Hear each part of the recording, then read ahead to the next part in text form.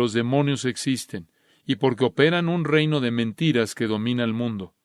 Satanás es el dios de este mundo, el príncipe de la potestad del aire, el gobernante de las tinieblas espirituales en lugares celestiales, y a él se le ha permitido estar suelto en este mundo como un león rugiente buscando a quien devorar. Él y sus agentes están disfrazados como ángeles de luz, de acuerdo con el apóstol Pablo en su carta a los Corintios. Y no nos debe sorprender que Satanás opera 99% del tiempo en la religión falsa, en las mentiras, en el engaño. Satanás no es el que está detrás de la conducta impía, corrupta, pecaminosa de cualquier sociedad. La carne se encarga de eso. Satanás está detrás de la religión corrupta, los sistemas falsos de creencia. Realmente es importante entender eso. Vayan por un momento a 2 de Corintios capítulo 10. 2 de Corintios capítulo 10. La gente habla de la batalla espiritual con respecto a Satanás y a los demonios, y creo que casi siempre están mal, la entienden mal. Ellos inventan la idea de que supuestamente debemos estar persiguiendo a Satanás por todos lados. Me acuerdo en una ocasión, en una conferencia de pastores, en una iglesia maravillosa y prominente, y el pastor se puso de pie para comenzar la conferencia de pastores con varios miles de hombres y dijo, oremos. Y las primeras palabras de su boca fueron, Satanás, te atamos. Y yo casi me caigo. ¿Qué? ¿Oremos? Y la primera palabra es Satanás, y le está hablando al diablo, diciéndole al diablo lo que puede o no puede hacer. Quizás piensa que eso es batalla espiritual, y quizás piensa que él tiene el poder de hacer eso, pero eso es un engaño. La batalla espiritual se describe en 2 de Corintios 10:3 con estas palabras. Porque las armas de nuestra milicia no son carnales. Las armas de nuestra milicia no son carnales. Esto es, no son de la carne, esto es, no son humanas. Estamos en la carne, en el sentido, versículo 3 dice de que somos humanos. Cuando dice que andamos en la carne, no está hablando de pecado, sino simplemente de ser humano. No obstante, no podemos luchar, no podemos estar en la guerra, no podemos librar la batalla de acuerdo con la carne, conforme a la carne. Nuestras armas no son humanas, no pueden ser humanas, no pueden ser la ingenuidad, la inteligencia, no puede ser nada inventado por el hombre, no importa lo nobles que sean nuestros deseos, no podemos librar esta batalla con armas humanas, se necesita mucho más que eso. Tienen que ser, de acuerdo con el versículo 4, poderosas en Dios, divinamente poderosas. Estamos involucrados en una batalla espiritual, la cual no puede ser peleada con armas humanas. No importa lo nobles, lo bien concebidas, lo bien diseñadas que nosotros pensemos que lo son. ¿Por qué? Porque debemos estar involucrados, al final del versículo 4, en la destrucción de fortalezas. Y la imagen aquí es de armas humanas que no son un oponente, un adversario absoluto para una fortaleza masiva. La idea es que las armas humanas no le llegan, no sirven de nada a una inmensa fortaleza. La palabra fortaleza significa exactamente lo que crees que significaba en el mundo antiguo. Un edificio, una muralla de piedra impregnable. Por cierto, la palabra para fortaleza es la palabra para prisión. Estamos atacando edificios inmensos. No podemos usar resorteras, no podemos usar armas humanas. ¿Cuáles son esas fortalezas? Al final del versículo 4, la destrucción de fortalezas. Al principio del 5, estamos destruyendo argumentos, derribando argumentos. Las fortalezas son definidas en el siguiente versículo.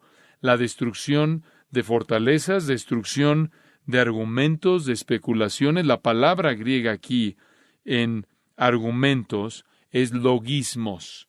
Ideas, ideologías, teorías, puntos de vista, sistemas de creencias, psicologías, filosofías, religiones.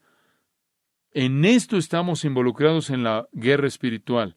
Es una batalla por cómo piensa la gente. Es una batalla por la mente. No tiene nada que ver con estar persiguiendo a Satanás. No tiene nada que ver con estar persiguiendo demonios. No está dentro del espectro de nuestra capacidad. Nuestra batalla es una batalla por la mente, ¿Por qué? Porque el mundo está encarcelado en sistemas de creencias. Están fortificados ahí, están refugiados ahí detrás de fortalezas, en el sentido que son impregnables en sus ideologías. Son impenetrables, es la idea. Esas fortalezas en las cuales ellos viven se convierten en sus cárceles y terminan siendo sus tumbas. Y el arquitecto de todas estas fortalezas no es ningún otro que Satanás mismo. Él es el padre de mentiras. Él es el archiengañador. Él es el ángel de luz definitivo y él disemina su gran trabajo a través de sistemas falsos de creencias. De hecho, son aún definidos con mayor precisión ahí de regreso en el versículo 5, como toda altivez que se levanta contra el conocimiento de Dios. ¿Qué significa eso? Toda idea elevada, toda idea aparentemente noble, toda idea intelectual, toda idea supuestamente brillante, cualquier cosa y toda cosa que se levanta como una ideología, escucha con atención, contra el conocimiento de Dios. La gente está encerrada en fortalezas de sistemas que son antidios, usando las palabras de Juan, son anticristo.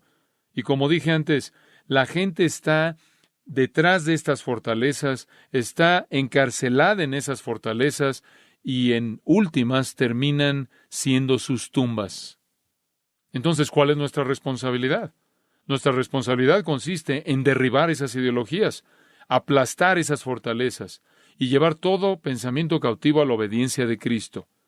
Esta es una batalla por cómo piensa la gente. De nuevo, Satanás es el arquitecto, el diseñador, el ingeniero, el constructor de estas ideologías. La gente se refugia en estas fortalezas y en últimas son condenadas por ellas al infierno eterno. Y todo parece tan maravilloso porque es operado por el ángel de luz supremo. En el Antiguo Testamento, la gente fue advertida acerca de los falsos profetas. En el Nuevo Testamento, de nuevo, somos advertidos acerca de los falsos profetas. En el Sermón del Monte, Jesús advierte acerca de los falsos profetas, Mateo 7. Pablo advierte de los falsos profetas repetidamente. Pedro esencialmente escribe una epístola entera, segunda de Pedro, para advertir de los falsos profetas. Judas sigue esencialmente con lo que el Espíritu Santo le entrega a Judas con un tiempo diferente verbal, pero es lo mismo que le dio a Pedro en segunda de Pedro 2, y otra advertencia viene. Y el Nuevo Testamento termina antes del Apocalipsis, antes del gran libro de Apocalipsis, el cual se enfoca en el futuro, el último mensaje del Nuevo Testamento, con dos pequeñas epístolas a manera de postdata. Segunda de Juan, tercera de Juan, 5 veces en los versículos de apertura de segunda de Juan, 5 veces en los versículos de apertura de tercera de Juan. La última palabra, un escrito un hombre, un escrito una mujer. La última palabra antes de que el Apocalipsis venga es una advertencia a continuar siendo fieles a la verdad. Ahí encuentra la palabra verdad usada 5 veces al principio de ambas epístolas, esas pequeñas epístolas. La última palabra del apóstol Juan en la última década del primer siglo de la Iglesia consiste en vivir por la verdad. En Judas, entonces, también incluye el contender ardientemente por la verdad. Es una guerra por la verdad. Creo que escribió un libro acerca de eso. Es una guerra por la verdad, la batalla por la verdad. Esto es batalla espiritual. Y parte de poder pelear en esa guerra es probar los espíritus. No puedes estar aceptando toda idea, cualquier idea que la gente promueve o afirma o predica. Necesitamos probar los espíritus. Este pasaje nos da los principios para hacer eso. Entonces regresemos a 1 de Juan capítulo 4. Y por cierto, cuando el gran avivamiento surgió, ahí de 1730 a 1740, hubieron preguntas acerca de la legitimidad de eso. Hubieron cosas que estaban pasando ahí en el gran avivamiento que evidentemente eran la obra del Espíritu Santo. Hubieron algunas cosas que aparentemente no eran la obra del Espíritu Santo. Y Jonathan Edwards evaluó ese movimiento y lo hizo en base a este mismo texto. Y entonces anoche Steve Lawson resucitó a Calvino de los muertos y hoy vamos a resucitar a Jonathan Edwards de los muertos. Vamos a dejar que nos hable un poco. Jonathan Edwards escribió un libro llamado Las marcas distintivas de una obra del Espíritu de Dios. las marcas distintivas de una obra del Espíritu de Dios, y lo basó en 1 de Juan capítulo 4, y fue publicado en 1741. Edwards afirmó que este pasaje es el cimiento para evaluar cualquier cosa que dice ser la obra del Espíritu de Dios. Estas son pruebas universales, estas son pruebas que trascienden el tiempo, que son dadas a nosotros no por Jonathan Edwards, él meramente las vio como lo vamos a hacer, sino que nos fueron dadas por el Espíritu Santo. Son pruebas que trascienden el tiempo por las cuales debemos medir todo movimiento espiritual, toda predicación. Todo predicador debe ser evaluado por estas pruebas.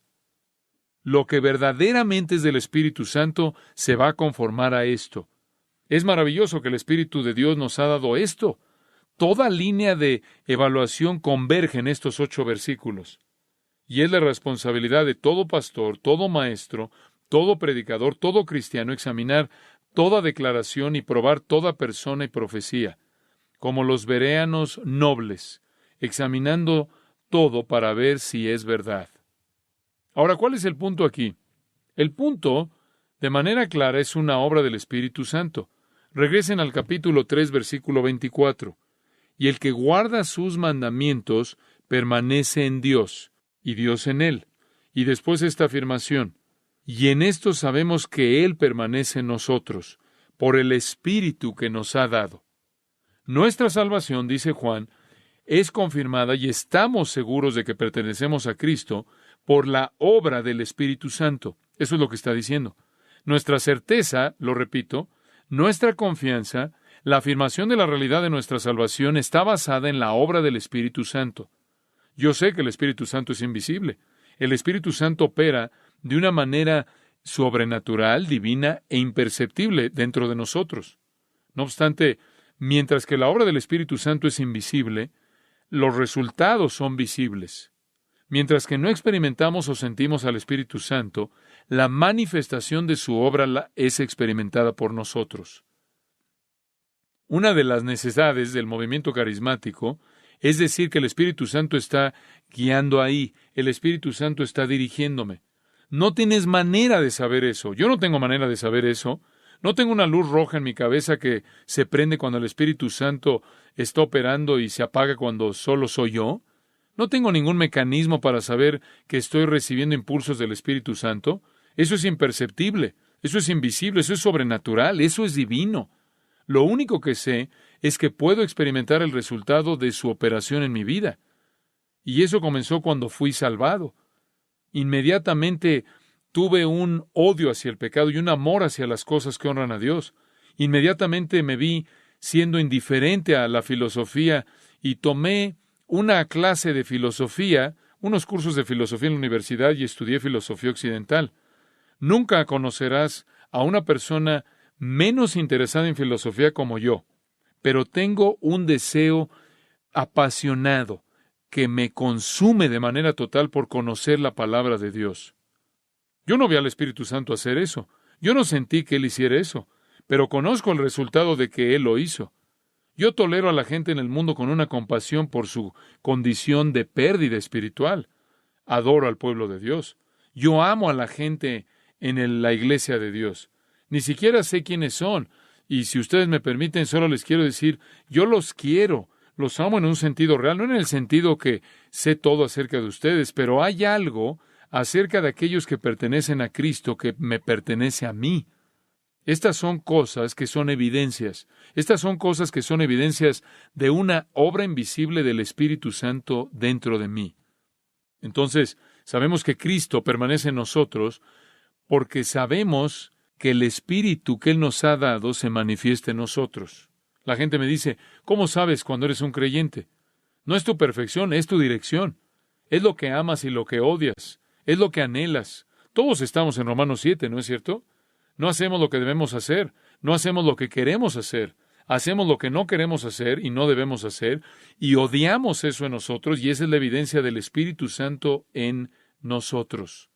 Mira, está en Juan 3:8, lo que Jesús le dice a Nicodemo. El viento sopla de donde quiere y no lo puedes ver, y no lo puedes controlar, pero puedes ver su efecto. Y esa es una ilustración inclusive en Juan 3 del Espíritu Santo. La obra del Espíritu Santo es invisible. Los efectos son muy visibles. Mediante los efectos manifiestos, experimentales, visibles de la obra invisible del Espíritu Santo, sabemos que vive en nosotros. ¿Qué está haciendo en nosotros? Te voy a dar una lista rápida. Él produce en nosotros un deseo de arrepentirnos, un odio hacia el pecado. Él produce en nosotros un deseo por buscar la salvación y el perdón.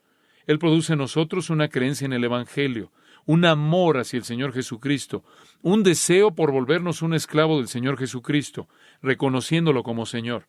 Él produce en nosotros un deleite en las Sagradas Escrituras, un anhelo por la obediencia.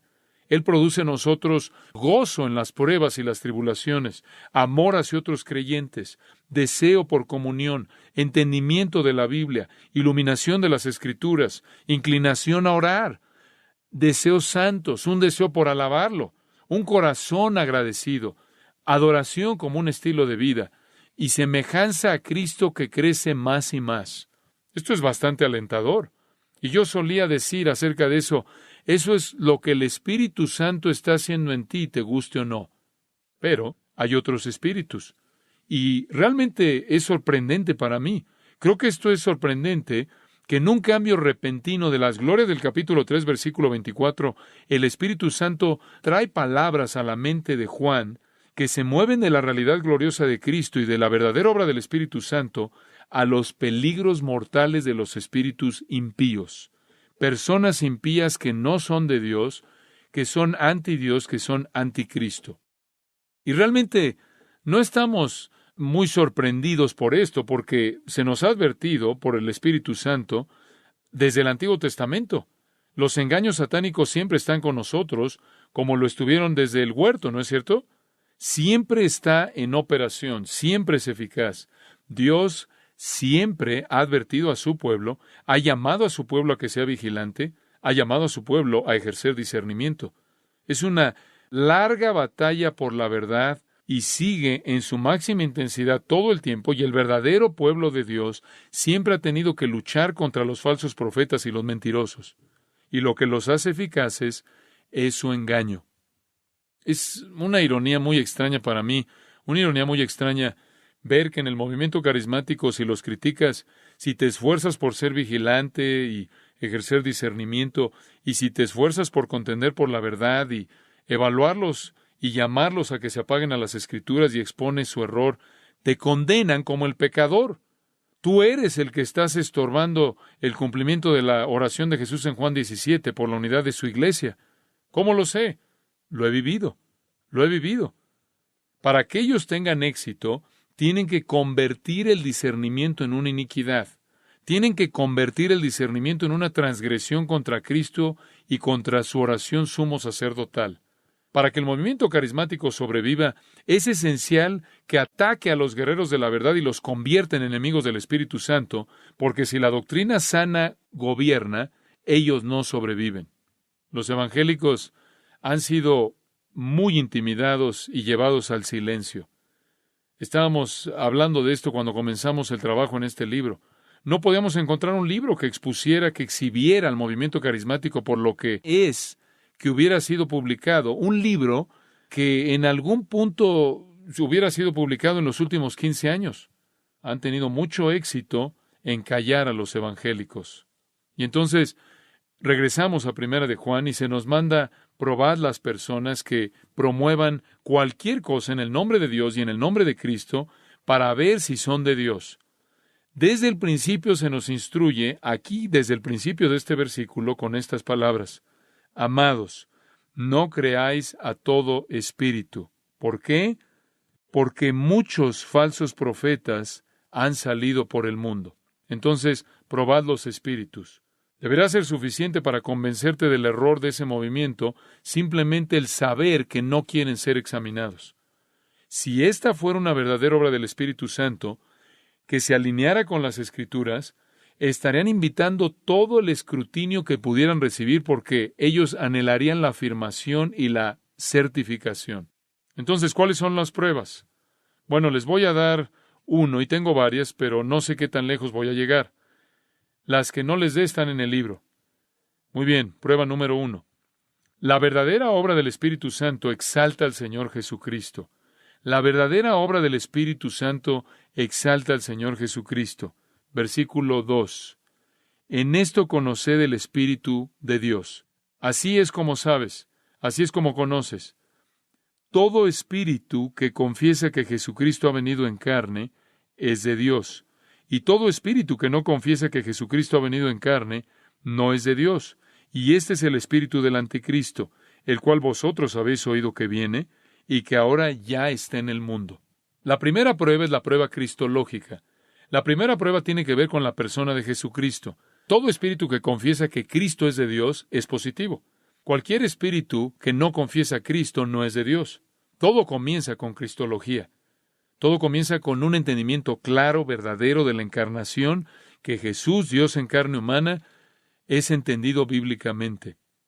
Ahora, ¿de qué está hablando aquí Juan de manera específica? ¿De qué está escribiendo Juan aquí específicamente?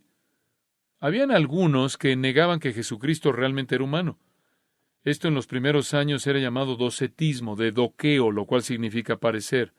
Y la idea, claro, salió del dualismo filosófico, del dualismo griego, el cual decía que la materia es mala y el espíritu es bueno. Cualquier cosa que sea material es mala. Cualquier cosa que sea espíritu es buena. Y entonces el Hijo de Dios realmente no podía ser físico. Él podía ser material. Él sería material y por lo tanto sería malo en la idea dualista. Entonces ellos dijeron que él solo parecía ser humano, pero realmente no era humano. Entonces estaban cuestionando la verdadera humanidad de Jesucristo. ¿Acaso eso importa? Sí, importa. Sí, importa. Porque si Él va a ser el sustituto que muere en tu lugar, Él debe ser humano. Si tus pecados le van a ser imputados y Él va a ser castigado en tu lugar, debe ser humano. Además, si su vida va a ser acreditada a tu cuenta, Él debe vivir como hombre, como un ser humano.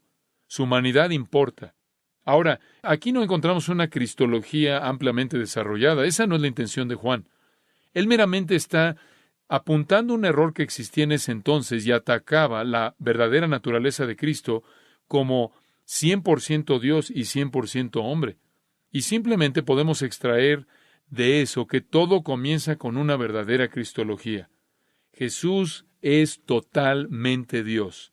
Él es totalmente hombre. Fue en el 451 en el Concilio de Calcedonia que lo que era llamado monofisitismo fue declarado hereje. Y eso era que las dos naturalezas de Jesús estaban mezcladas, y este fue un gran debate desde el principio. Simplemente les estoy contando algo de la historia de la Iglesia. Ellos afirmaron el asunto, resolvieron el asunto de las dos naturalezas de Jesucristo estando unidas en una persona y no mezcladas. Ahora, no todos los elementos del Nuevo Testamento o de la revelación del Antiguo Testamento acerca de la cristología están aquí. La primera prueba es un concepto correcto del Hijo de Dios encarnado. Y si todo ello no es explícito aquí, todo ello es implícito aquí. Todo es implícito aquí. Las religiones falsas y las sectas cristianas herejes, como ustedes saben, todas tienen una cristología aberrante. Todas tienen una cristología corrupta. Los mormones creen que Jesús es el hermano espíritu de Lucifer, que fue un ser creado por Dios, quien él mismo fue un ser creado. Todas las sectas tienen un concepto aberrante de Cristo, pero el Espíritu Santo no lo tiene. El Espíritu Santo tiene una perspectiva, un concepto correcto de Cristo, siempre presentando de manera correcta la gloria del Hijo.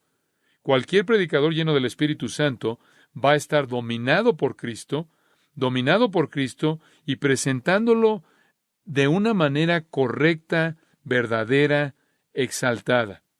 Es cuestión de teología sana, pero también es cuestión de preeminencia y también es cuestión de claridad en el Evangelio.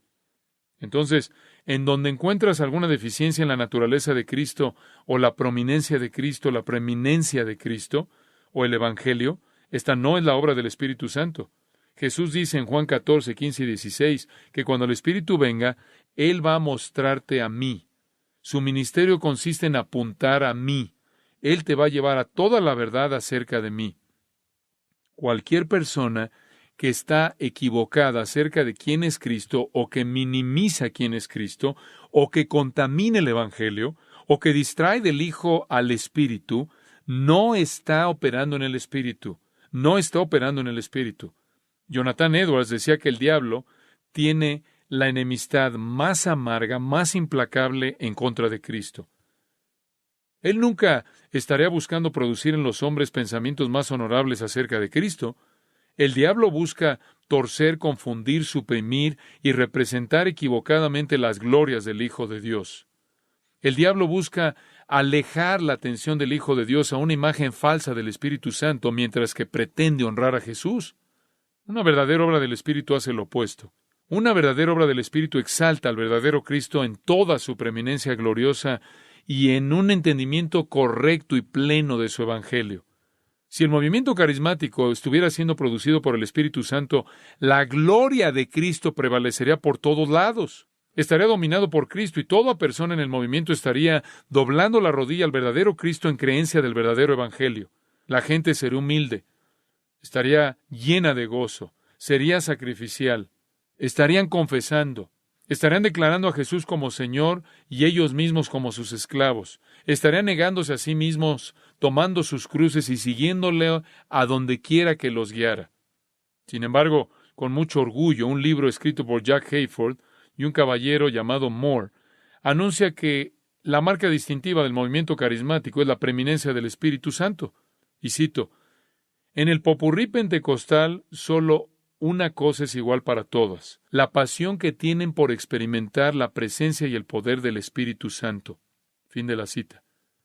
Cuando el Espíritu Santo es la persona que se busca, su obra ha sido rechazada. Cristo es oscurecido, las Escrituras menospreciadas y una preocupación con las experiencias engañosas y falsas que se imaginan que es inducida por el Espíritu Santo, pero no tiene nada que ver con el Padre en absoluto. Efesios 3, versículo 14. Escuchen lo que dijo Pablo. Por esta causa doblo mis rodillas ante el Padre. Aquí está la oración de Pablo, de quien toma nombre toda familia en los cielos y en la tierra, para que os dé, conforme a las riquezas de su gloria, el ser fortalecidos con poder en el hombre interior por su Espíritu. Pablo está diciendo, estoy orando al Padre y le estoy pidiendo que permita que su Espíritu los fortalezca para que, este es el propósito, para que habite Cristo por la fe en vuestros corazones, a fin de que, arraigados y cimentados en amor, seáis plenamente capaces de comprender con todos los santos cuál sea la anchura, la longitud, la profundidad y la altura, y de conocer el amor de Cristo, que excede a todo conocimiento, para que seáis llenos de toda la plenitud de Dios. Y aquel que es poderoso para hacer todas las cosas mucho más abundantemente de lo que pedimos o entendemos, según el poder que actúa en nosotros, a Él sea gloria en la Iglesia en Cristo Jesús por todas las edades, por los siglos de los siglos. Amén. ¿Cuál es la oración de Pablo? Es que el Espíritu te lleve a un entendimiento pleno del amor de Cristo. Siempre apunta a Cristo. Aquí el movimiento carismático no pasa la prueba de exaltar a Cristo por encima de todo al exaltar una imagen falsa del Espíritu Santo que ellos han inventado. Enséñame una persona obsesionada con el Espíritu Santo y te mostraré una persona no llena del Espíritu Santo. Enséñame una persona obsesionada con el Señor Jesucristo, nunca cansándose de aprender y amarlo, prácticamente cautivada por su gloria magnífica y buscando obedecerlo y ser como Él, y te mostraré una persona llena del Espíritu. Así se ve una persona llena del Espíritu. Gran parte del movimiento, de hecho, es anticristo. Historias acerca de visiones de Jesús en círculos carismáticos realmente me aterran. Algunos han proclamado que han visto a Jesús vestido como bombero. Otros lo han visto de cientos de metros de alto. Otros se reúnen con Él de manera habitual en el baño. Algunos lo han visto bailar en un basurero. Otros lo han visto sentado en una silla de ruedas en un lugar que cuida gente de edad. Otros han caminado con Él por mucho tiempo en la playa, y así siguen.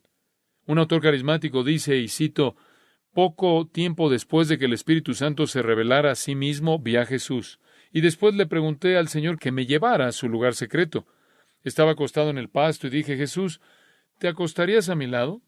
Estábamos ahí juntos mirándonos el uno al otro a los ojos. El Padre también vino y se reclinó junto a Jesús. Fin de la cita. Emocionalismo, fantasía absurda, que no tiene nada que ver con Jesús o el Espíritu Santo. Engaños, probablemente. Mentiras, seguro. Pero no encuentran su fuente en el Espíritu Santo. Y no solo son esas imágenes absurdas, como las que lees en El cielo es real, supuestamente de un niño de 4 años que fue al cielo y regresó y describió a Jesús y el caballo de Jesús, y Jesús siendo de estatura más baja que Miguel. Digo, eso es ya bastante malo en sí, pero lo que es peor son las herejías acerca de él. En el libro van a leer de esto. Jesús no vino a la tierra como Dios en carne humana. Él nunca dijo ser Dios, dicen ellos. Él adoptó la naturaleza pecaminosa de Satanás en la cruz, murió espiritualmente y se fue al infierno por 3 días. El predicador de la prosperidad, Kenneth Copeland, exhibe la manera blasfema y no bíblica en la cual Jesucristo es tratado en el movimiento de palabra de fe. Y cito, ¿cómo entonces Jesús en la cruz dijo, Dios mío? Porque Dios ya no era su Padre. Él asumió la naturaleza de Satanás. Y les estoy diciendo, Jesús está en medio de ese foso. Él está sufriendo todo lo que hay por sufrir. Su pequeño espíritu menospreciado está ahí en la profundidad de eso y el diablo piensa que lo ha destruido, pero de pronto Dios comenzó a hablar. Fin de la cita. Creflo Dollar, otro promotor de palabra de fe, mostrando la misma irreverencia, cuestionando la deidad de Cristo, y cito, dijo, Jesús no fue perfecto. Él creció hasta llegar a ser perfecto. Tú sabes, Jesús en una escritura en la Biblia fue en un viaje y se cansó. Más vale que esperes que Dios no se cansara, pero Jesús se cansó. Y si Él hubiera venido como Dios y se cansara, Él dice que se sentó ahí junto al pozo porque estaba cansado. Hombre, estamos en problemas. Y alguien dice, bueno, Jesús vino como Dios. Bueno, ¿cuántos de ustedes saben que la Biblia dice que Jesús nunca se cansa ni se duerme? Y sin embargo, en el libro de Marcos vemos a Jesús dormido en la parte de atrás del barco. Fin de la cita. ¿Qué tipo de manera de pensar confusa, irresponsable, ridícula es esa? Estar presentando conceptos equivocados acerca de la deidad de Cristo. Él no vino como Dios. Y el movimiento de palabra de fe es culpable, por un lado, de posicionarse a sí mismo y todos los que están en su movimiento como si fueran de Dios. Kenneth Copeland pretende hablar en nombre de Jesús como Sarah Young lo hace en sus pequeños libros torpes. Y él dice lo siguiente, este es Kenneth Copeland hablando en nombre de Jesús, y cito, no se molesten cuando la gente los acuse de pensar que son Dios. Me crucificaron a mí por decir que yo era Dios. Yo no dije que era Dios, yo solo dije que caminé con Él y Él estaba conmigo. Aleluya. Fin de la cita. Arrogancia desenfrenada, torpeza, mentiras abiertas, blasfemia, obvia. ¿Y dónde están estos carismáticos que creen la verdad acerca de Jesucristo al llamar a estas personas a que salgan de esto y prácticamente aplasten o hagan a un lado su influencia? Solo el espíritu del anticristo inspiraría ese tipo de enseñanza no bíblica abierta. Y puedes ir más allá de cosas absurdas acerca de Cristo y herejías acerca de Cristo a representaciones equivocadas del Evangelio. Y esto es bastante extenso. Sabemos por qué el Espíritu Santo vino, para convencer al mundo de pecado, de justicia y de juicio, y para que creyeran en el Señor Jesucristo. Él vino a dar testimonio de la verdad histórica del Evangelio, como dice Hechos 5. Él vino a capacitar a aquellos que predican su mensaje salvador, 1 de Pedro 1:12. Conocemos la obra del Espíritu Santo, y el Espíritu Santo es fiel al Evangelio. El Espíritu Santo nunca representaría de manera equivocada el Evangelio.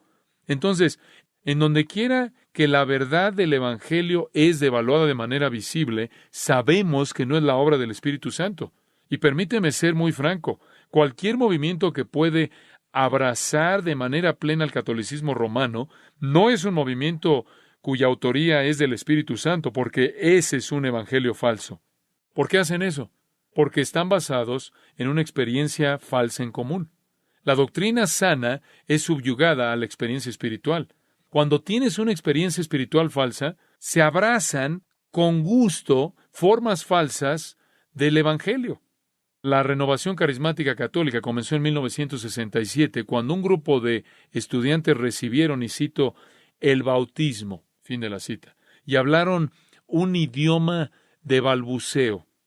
Realmente no fue un idioma, fue balbuceo. El movimiento fue oficialmente reconocido por el Papa Juan Pablo II. ¿Por qué? Porque los católicos absorben. Así es como el sistema crece. Has oído seguramente del Papa recientemente que dijo: oye, bienvenidos de regreso a todos a la iglesia.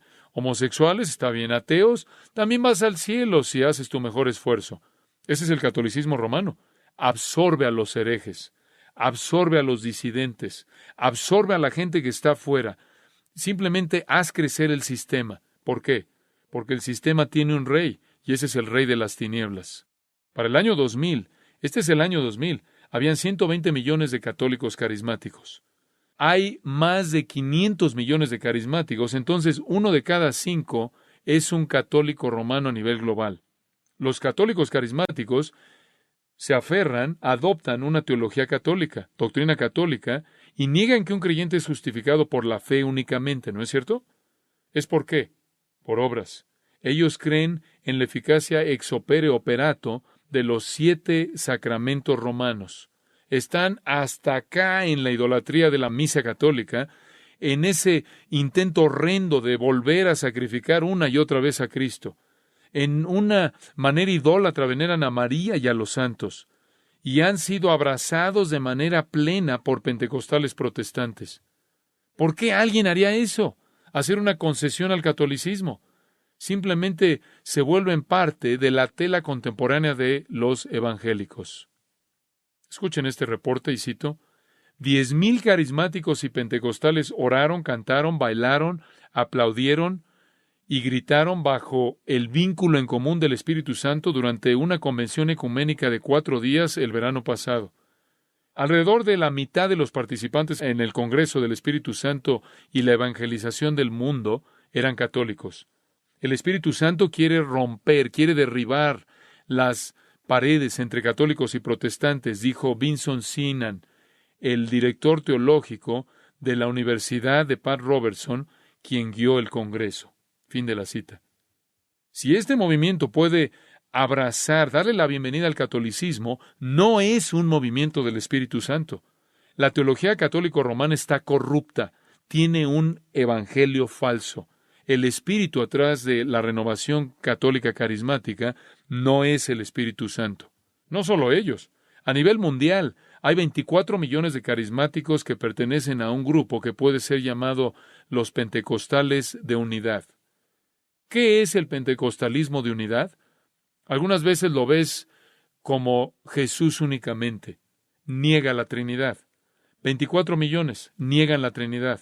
Alrededor de 1 de cada 4 en Estados Unidos de Norteamérica. ¿Qué es lo que creen? Creen en lo que se llama el modalismo, que solo hay un Dios y aparece en 3 modos diferentes. Algunas veces es el Padre, algunas veces es el Hijo, y algunas veces es el Espíritu, pero nunca es los 3 al mismo tiempo. Él tiene estos 3 modos en los cuales Él puede aparecer. Un poco de problema, ¿no es cierto?, con esto en el bautismo de Jesús, ¿verdad? Y Él está cambiando rápidamente ahí, pero regresando, remontándonos al credo atanasio, fue establecido que Dios es el Padre, Hijo, Espíritu, 3 personas que son coiguales, coexistentes, divinas. El modalismo ha sido condenado a lo largo de la historia de la Iglesia como una herejía al nivel más elemental que literalmente ataca la naturaleza de Dios y te aísla de la posibilidad de la salvación. Probablemente el pentecostal de unidad más prominente que conocerías tú sería T.D. Jakes, quien niega la Trinidad. No tienes al Dios verdadero, no tienes al verdadero Cristo, no tienes al Espíritu verdadero. El modalista dice esto, que hay un Dios que puede ser designado por 3 diferentes nombres. Él puede ser llamado Padre, Hijo y Espíritu Santo en momentos diferentes. Estos no son personas diferentes, simplemente son modos diferentes de un Dios. Entonces Dios puede ser llamado Padre como el creador del mundo y el que dio la ley. Él puede ser llamado Hijo, como el Dios encarnado en Jesucristo. Él puede ser llamado el Espíritu Santo como Dios en la época de la Iglesia. Y de la misma manera Jesucristo es Dios y el Espíritu de Dios, pero no como personas distintas.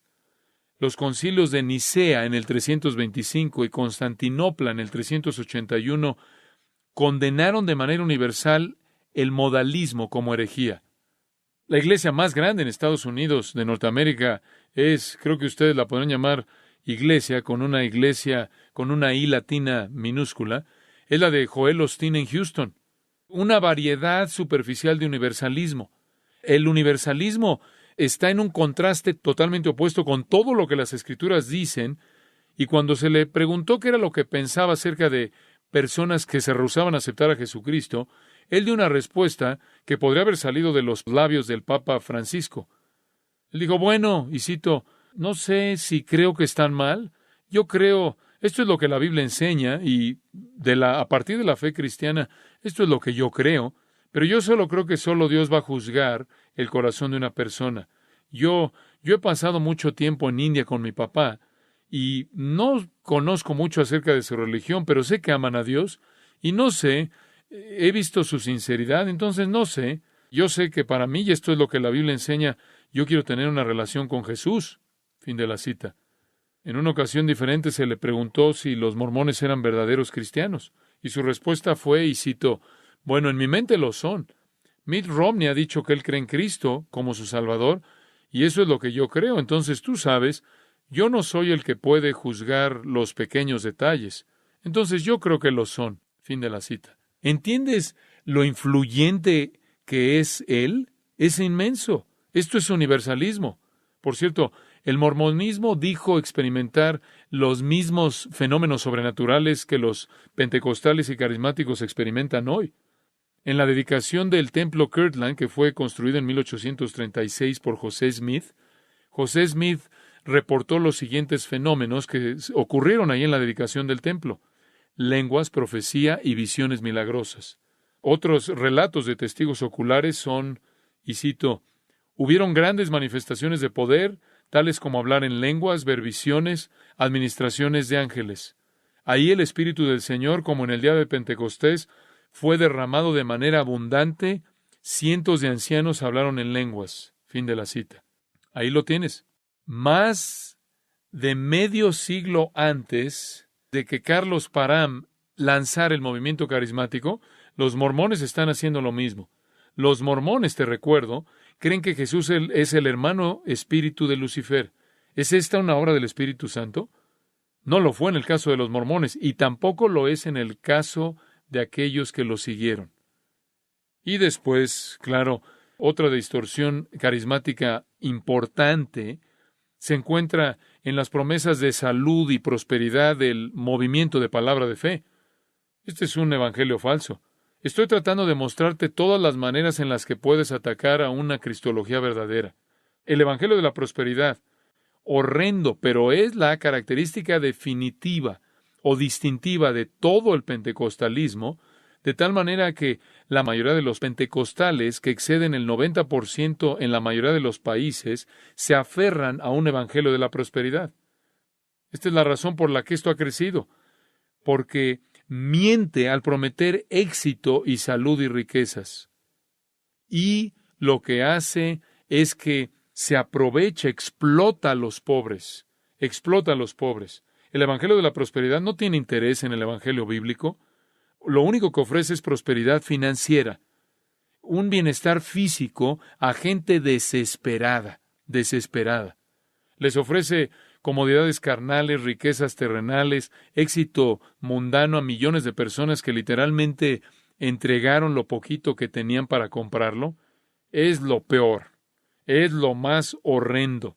El explotar a los enfermos, explotar y aprovecharte de los pobres y enriquecerte al mentirles. ¿Hay algo más miserable que eso? Y después atribuírselo al Espíritu Santo y asociarlo con el nombre de Jesús. Los promotores de esta perversión son culpables de vender un evangelio falso, traficar con la herejía. Los predicadores de la prosperidad han hecho del cristianismo una burla. Un escritor dice, y cito, el evangelio de la prosperidad es la versión del cristianismo de la lucha libre profesional. Fin de la cita. Eso comunica, eso se te queda. Pero por otro lado, los engañadores espirituales un día serán castigados por su engaño blasfemo. Judas 13. Si fuéramos a sumar los números de personas conectados con los grupos herejes, católicos romanos, pentecostales de unidad y evangelio de la prosperidad de palabra de fe, la suma estaría en los cientos y cientos de millones. De hecho, es la mayoría en el movimiento. Y esto nos lleva de regreso a nuestro punto. Una verdadera obra del Espíritu Santo hace ¿qué? ¿Exalta a quién? A Cristo, su persona, su obra, su evangelio. Ahora, cuando recibas el libro y lo van a recibir, van a leer mucho más de este tipo de cosas para sustanciar las desviaciones de este movimiento. Permítanme incluir los otros puntos, mencionarlos, y pueden esperar hasta que los lean. El segundo punto, observen los versículos 4 y 5 de Primera de Juan 4. Hijitos, vosotros sois de Dios, y los habéis vencido, porque mayor es el que esté en vosotros que el que esté en el mundo. Ellos son del mundo y por eso hablan del mundo y el mundo los oye. ¿Sabes por qué ese movimiento crece? Porque está ofreciéndole a la gente en el mundo lo que ya quiere. Es mundano. Le está ofreciendo lo que el corazón no regenerado quiere. Salud, riqueza, prosperidad. Lo empacan de la manera que pueden. Les pueden dar una experiencia emotiva, de mucha emoción. Los pueden sacar de las tristezas de la experiencia diaria. Los pueden colocar en una multitud, hacer que las luces se prendan y se apaguen, que la música esté a todo volumen y elevarlos a algún tipo de experiencia que pueda equipararse a la experiencia que la gente tiene cuando tiene que tomar para escapar de la realidad. Todo es mundano, música, emoción, liberación, libertad, promesas de salud, prosperidad, experiencias estáticas, la esperanza de prosperidad. Son del mundo, versículo 5. Hablan del mundo y el mundo los oye. Ahí tienes una descripción de el por qué el movimiento crece. Son hombres mundanos hablándole a gente mundana acerca de cosas mundanas. No tiene nada que ver con el reino de Dios. Nada. Por otro lado, me encanta esto. Nosotros hemos vencido al mundo. Hemos vencido al mundo. ¿No nos interesa eso? ¿Ellos no oyen esa advertencia? No amáis al mundo ni las cosas que están en el mundo, porque todo lo que hay en el mundo, los deseos de la carne, los deseos de los ojos y la vanagloria de la vida, viene del mundo, y el mundo pasa. Joel Osteen escribe un libro, Tu mejor vida ahora. Eso es todo, ese es el mensaje. La única manera en la que es verdad que tu mejor vida es ahora es si vas al infierno, porque si vas al cielo, esta no es tu mejor vida. Y claro, toda esta música emotiva, a todo volumen, lleva promesas falsas, en un tono en el cual no hay una interacción mental, un tono que adormece, un tono de satisfacción personal que inclusive se vuelve aún más sensual.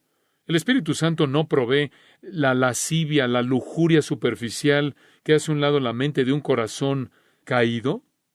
Eso no es lo que el Espíritu Santo da. Él trae humildad, quebrantamiento, arrepentimiento, y produce en nosotros amor, gozo, paz, paciencia, benignidad, bondad, fe, mansedumbre, templanza, sin música.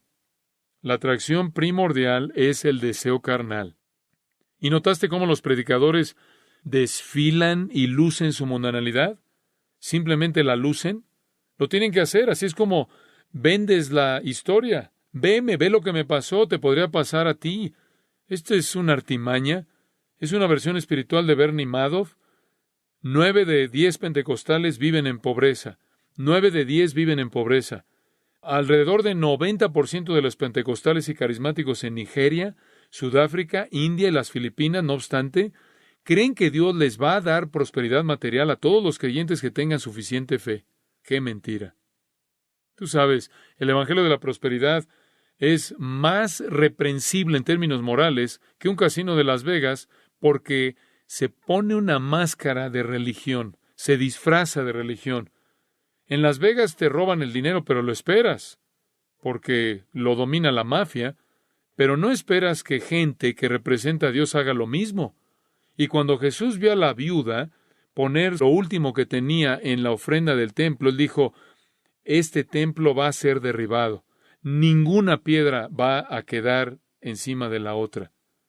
No sé lo que se te ha enseñado acerca de esa historia de la viuda que dio todo lo que tenía. Ese no fue un ejemplo de ofrenda cristiana. Dios no espera que des todo lo que tienes, te vayas a casa y mueras. Eso es lo que le sucede a una viuda que ha sido prácticamente explotada por una religión de obras, una religión por obras.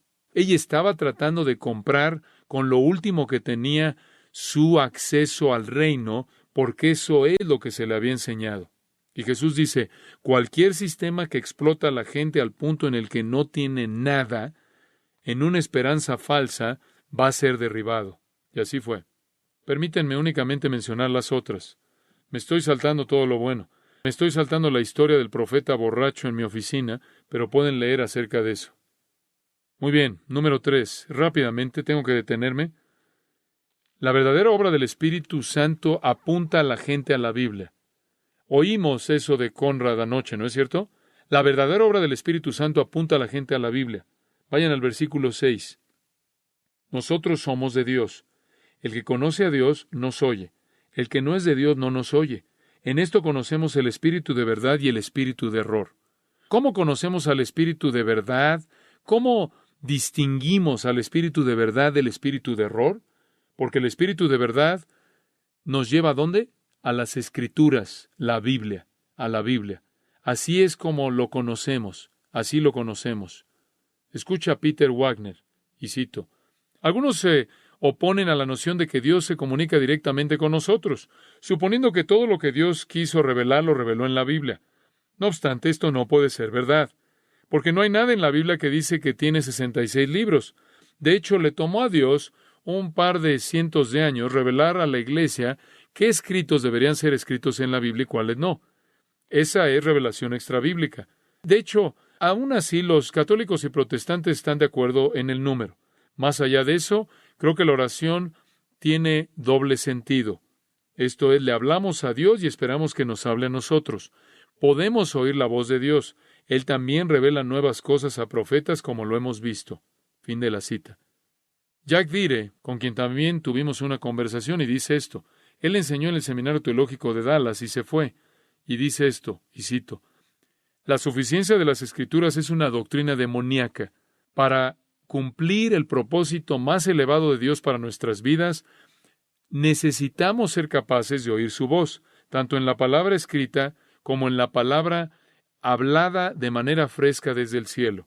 Satanás entiende la importancia estratégica de que los cristianos oigan la voz de Dios, y por ello ha lanzado varios ataques contra nosotros en esta área. Fin de la cita. ¿Escuchaste eso? Satanás es el que los está llamando a la fidelidad escritural. Él añade, y cito, uno de los ataques más exitosos de Satanás ha sido el desarrollar una doctrina que enseña que Dios ya no nos habla excepto por la palabra escrita. En últimas, esta doctrina es demoníaca. Inclusive los teólogos cristianos han sido usados para perfeccionarla. Fin de la cita. ¿Demoníaca? La prueba no ha sido aprobada. Una prueba más, solo la menciona. Amados, amémonos unos a otros, porque el amor es de Dios. Todo aquel que ama es nacido de Dios y conoce a Dios. El que no ama no ha conocido a Dios, porque Dios es amor. La verdadera obra del Espíritu Santo manifestando el amor de Dios, el amor hacia Dios, el amor hacia el pueblo de Dios. La verdadera obra del Espíritu Santo eleva el amor bíblico. Ese amor se manifiesta hacia Dios en adoración pura, verdadera, santa, y se manifiesta hacia otros en un deseo humilde sacrificial por servir y edificar.